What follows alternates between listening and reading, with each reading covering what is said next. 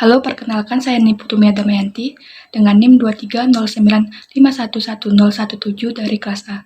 Di video ini saya akan memaparkan materi mengenai penyakit kolibasilosis pada anak babi. Latar belakang. Babi adalah hewan yang sangat dibutuhkan dalam upacara dan kehidupan sehari-hari masyarakat Bali, sehingga pasar penjualan ternak babi menawarkan potensi keuntungan yang cukup besar. Namun, pengelolaan peternakan babi seringkali menghadapi berbagai kendala yang dapat menghambat produktivitas suatu peternakan. Salah satunya adalah infeksi penyakit pada babi. Salah satu penyakit yang sering menyerang anak babi yang baru lahir hingga masa sapi adalah kolibasilosis, yang biasanya ditandai dengan diare berwarna putih. Penyakit ini disebabkan oleh infeksi bakteri Escherichia coli. Jika tidak ditangani, kolibasilosis dapat menyebabkan penurunan berat badan, pertumbuhan yang terhambat, dan bahkan kematian pada anak babi. Selanjutnya yaitu permasalahan.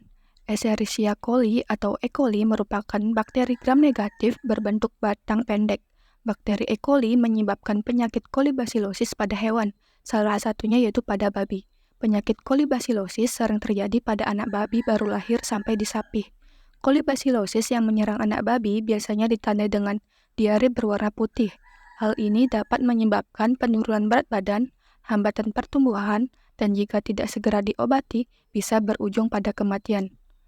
Gejala klinis penyakit ini termasuk diare parah dan berkepanjangan, yang dapat menyebabkan kematian akibat dehidrasi.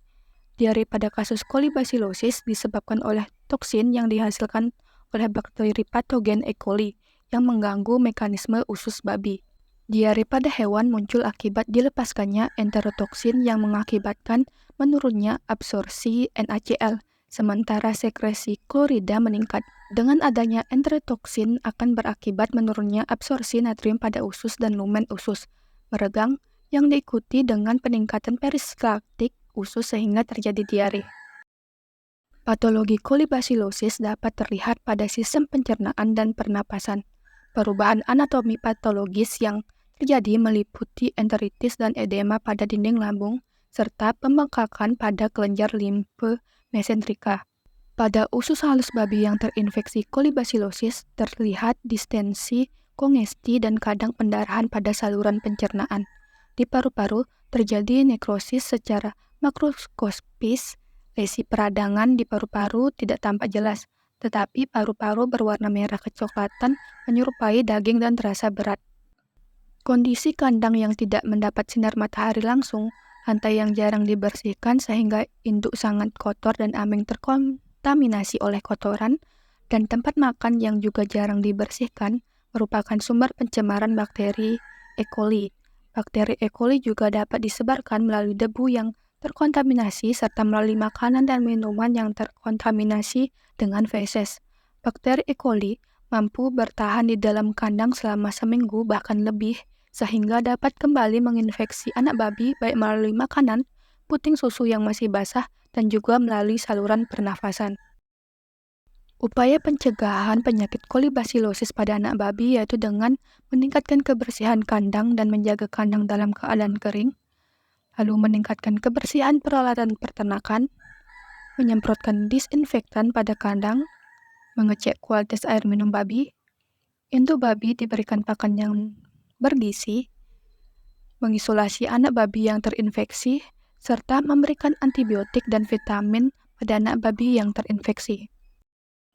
Kesimpulan dari materi yang telah saya paparkan yaitu penyakit Escherichia coli menyebabkan penyakit kolibasilosis pada babi.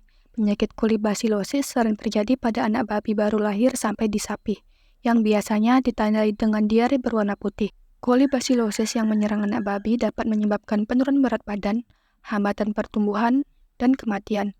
Kondisi kandang dan tempat makan yang jarang dibersihkan merupakan sumber pencemaran penyakit bakteri E. coli. Bakteri E. coli mampu bertahan di dalam kandang selama seminggu bahkan lebih, sehingga dapat kembali menginfeksi anak babi baik melalui makanan, puting susu yang masih basah, dan juga melalui saluran pernafasan. Upaya pencegahan yang dapat dilakukan yaitu dengan meningkatkan kebersihan kandang, mengecek kualitas air, dan segera mengisolasi serta memberikan antibiotik pada babi yang terinfeksi.